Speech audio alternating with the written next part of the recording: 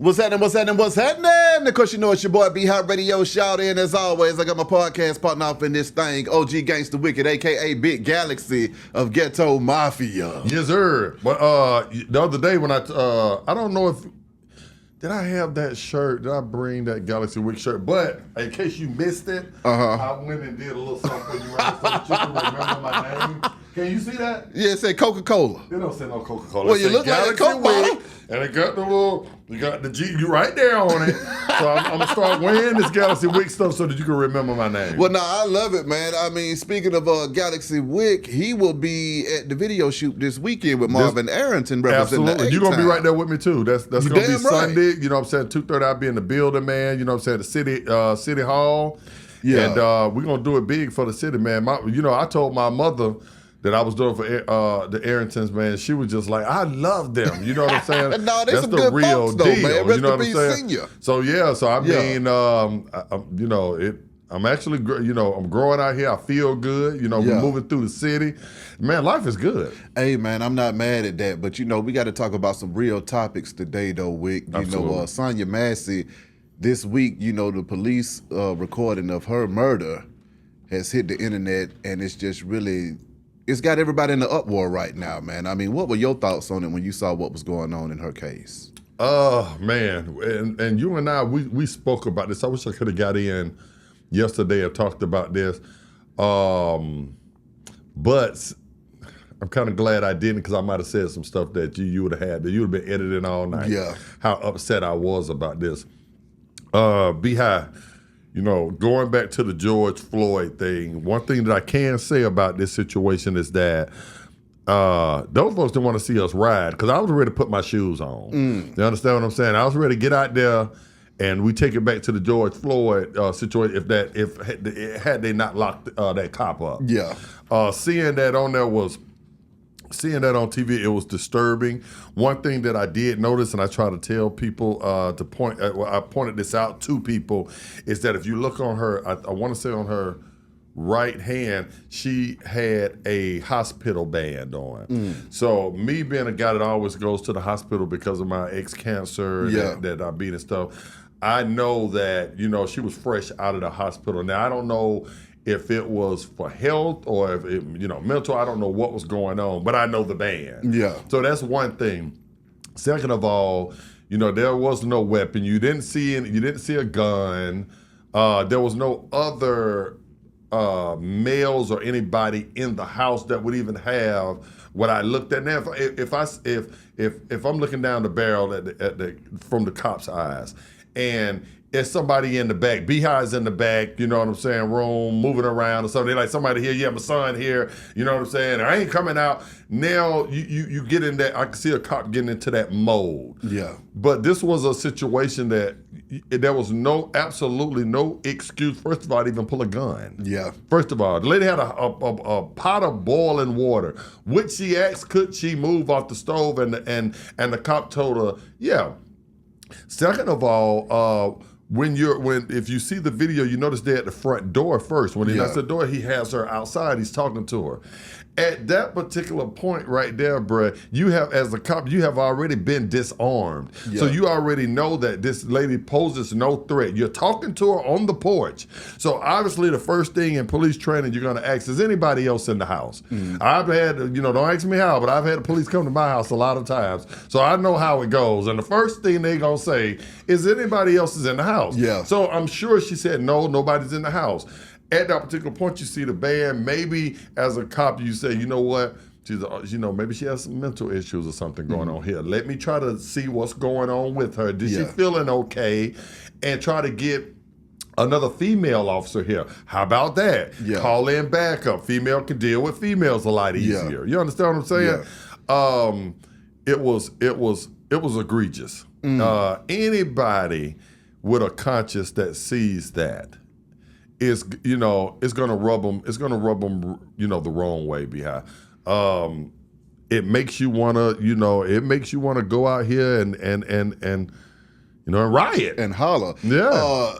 How do you feel, though, coming off of George Floyd and everything else that was going on in the country, after folks done marched up and down these American streets for George Floyd and finding ourselves right back here again. See, because it's a mentality that started back from a lot of the old slave owners, slave masters, slave patrols and stuff. Yeah. When slavery was abolished, they just went over to law enforcement. That's right. So you still have that stigma and that training and that thought process that trickled down to their sons and their sons' sons. Yeah. So they were raised that we were less than, a lot of them, you know what I'm saying? And that they were superior and they could talk to you like that. Yeah. And they could talk to our black women like that. You understand what I'm saying? It's a mindset that a lot of them have been passed down with. So breaking that right there that's almost like when I told you, okay, you can go give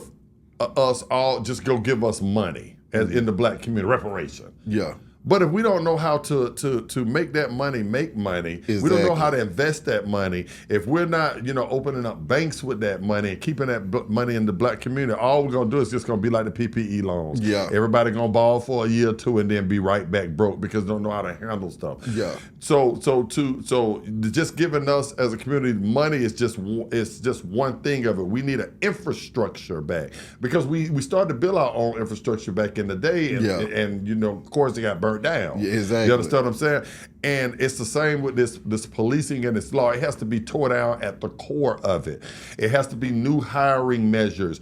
We need to get some of these young people in here that aren't, because we're scarred from people my age are mad at the other side because we feel like we got whips cracked over our back and the other side feel like they're superior. So we both are mad. We're all scarred. My age of group, white or black. Yeah. You know what I'm saying? We all coming to the table with baggage. Yeah. So we have to clear the slate, get some of these young, fresh minds in the police department, definitely. new police tactics. Yeah. You know what I'm saying? And change the culture of policing. You know, and that's easier said than done because it was built off of almost slavery, almost an overseer, not a partnership. Yeah. That's what the problem is. And good luck with trying to build that from scratch. You know what I'm saying? Tear that down. And criminal justice system, it all trickles down. We've been preyed on. You know what I'm saying? So that's why they come up in a house and they're already angry when they come in because we are the pawns. We are the ones that most of our kids, you have to protect them from getting felonies at 18 years old. There's a plight out here to get young black men cased up so that their lives is over, so that they can come in your house and do exactly what they did to that poor woman. This woman done ducked down, bruh. Where was the threat? You got a pot of water, you ducked down. They had to shoot over the counter. He had to shoot over the counter. Then if you hear in his voice after the murder, because I just call it straight out an assassination. You assassinated this lady. After assassination, he is already subconsciously thinking of an excuse to put it on her that she provoked him to do it. She said she's gonna rebuke me and then came at me with a pot of water. Stop it. She prayed and then you killed her. And you killed her. That's exactly what happened. She prayed and she submitted by getting down. Yeah. You know what else you want a woman to do? She got down. So you're no threat anymore. That's what they teach you. Get down. Try to freeze. Get down. She did exactly that. She got down. Yeah. And which we all saw the video, we know there was no threat. But hypothetically, let me say if there was a threat. What was just a taser? You got two grown 6'4", men up in there. Why just go subdue her? Hit her with a taser, subdue her, put her in cuffs, call a female to come, search her. She has no gun. Everybody goes home. You just assassinated this lady. So it makes you mad. I can't say what I really want to say on here, and you can't either. But yeah, that it was. It felt the same way as George Floyd to me looking at it. Yeah. But no, it's the exact same thing. It felt the exact same way. problem that we've been dealing with in America the whole doggone time. And for us to still be dealing with this in 2024, Right. That's what drives me up the wall, because it's like, okay, y'all, it's 2024. And we still acting like it's Jim Crow in this thing. Right. Where you can just go in somebody's house and just do whatever the hell you want to do. Right. You know, regardless of their rights and, citizenship and all of this extra stuff, we're still being treated like second-class citizens in America. So, this needs to change, and there definitely needs to be some laws and legislation put in place to protect people against these things from happening, because this happens all too often. And then in the same breath, we got Trump and Kamala running for presidency. Mm-hmm. What are they going to do to protect us? These are the questions that we need to be asking. I kind of told a few people that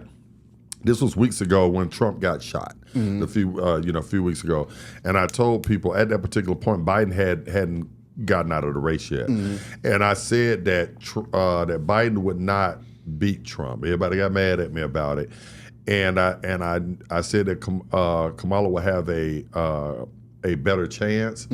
I really would have wished it would have been Michelle Obama, but I think that these are the questions that we need to be asking her. I know everybody's excited because it's a black woman. Yeah. That's one thing. Asian black woman. That's two things. Well, see, this is another thing, and I hate to cut you off.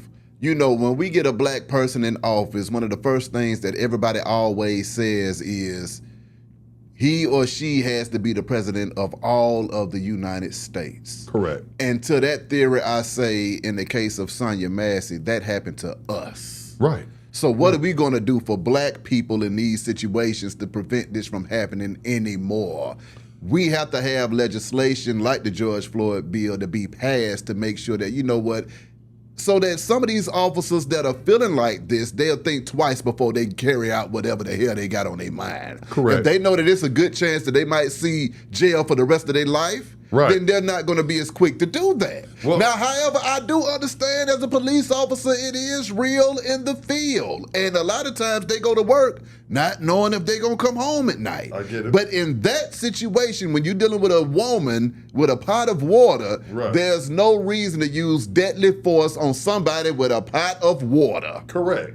I That's agree where with I'm that. at with that. But see, Behi, and I agree with you 1,000%.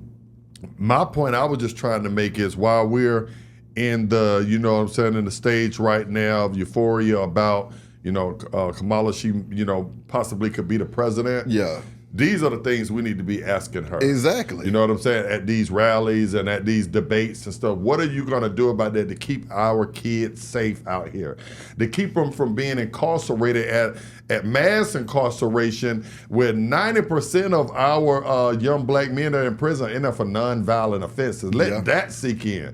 That's almost a death penalty when it comes to the law here. When you come out of jail for these, because they're making a lot of our kids plea out to felonies to not see jail time because they know they don't want to go to jail. Yep. So if you sign this felony, if we won't send you to prison right now, but now you got a lifetime of underachieving, of no jobs, or not good jobs, not being able to take care of your family. That results in crime. That results in police thinking that all of us are doing crime. Yeah. You understand what I'm saying? So we got our work cut out for us. I don't think that if Malcolm X or Dr. King was here right now, they would be happy about this. Yeah. Man, if King or X was here, X would have been trying to shoot. But if King was here right now, I think we'd be marching today about that shooting. Because it was right there with George Floyd to me. Yeah, it's the same thing. It was the same exact thing. It almost hurt me a little bit worse, just a smidget worse than George Floyd, because even with George Floyd, and I'm gonna say, even with George Floyd, he's still from the streets. He still was kind of out there on the. This lady's in the house. Yeah. Then it's a lady. Yeah. You understand what I'm saying?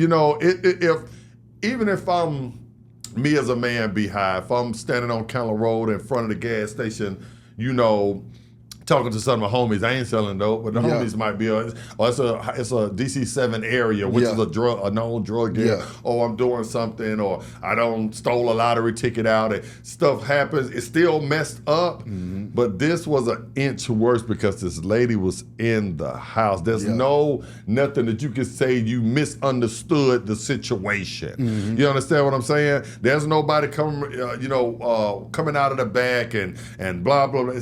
It was the most ridiculous thing I've ever seen in my life, and I can't really say what I want to say, but that's how I just feel about it. And one of the other things that I want to say when you think about Trump and Kamala Harris, Kamala was a former prosecutor.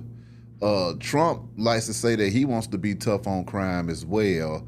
And my thing is this, everybody wants to be tough on crime, but nobody wants to be tough on education. Correct. And that's my main thing. Let's work on education and we'll have less crime. Let's pay these teachers more and hold them accountable for teaching these kids something to do other than crime so that they can go out here and make this money and be pillars in the community to move the culture forward. Well, crime is the #1 capital. America was built off of crime.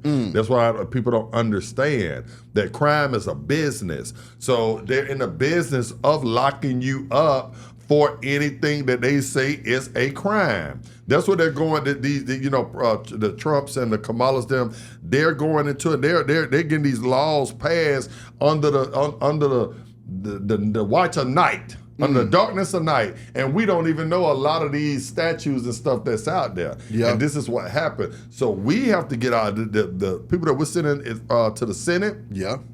We have to make sure that they are coming back and letting us know in layman's terms. Hey, this is what's on the board right now. This is what this bill is on the desk right now, or this bill has already passed. Because most of the laws we don't even know. Come on. We're not privy to the information, and a lot of stuff we just don't know. So when we send our senators, Warnock and all these people, they have to come back and they have to do their job, and they have to come back and they have to educate us. See, a lot of these people, once we put them in place, we don't hear from them again until it's time for an election again, till they need our vote again. They go on the ground. I was kind of, with Kamala, I think that, with Joe, she kind of, I used to always say, well, I haven't heard from Kamala a lot on stuff. When Joe was in, was president. And I was like, I'm not hearing a lot of stuff from her. And I think that, for her, our black vote, it needs to be earned this time, not just given. It needs to be earned by the politicians. And that's us doing our due diligence and knowing what's going on out here and what a person really stands for. Exactly. Y'all hit the comments. Let us know how y'all feel about this whole situation. My thoughts and prayers are with Sonya Massey and her family right now as we speak, praying for a better and brighter day in America. Be High Radio shouted, Big Galaxy. We'll holler at y'all in a minute, man. We gone.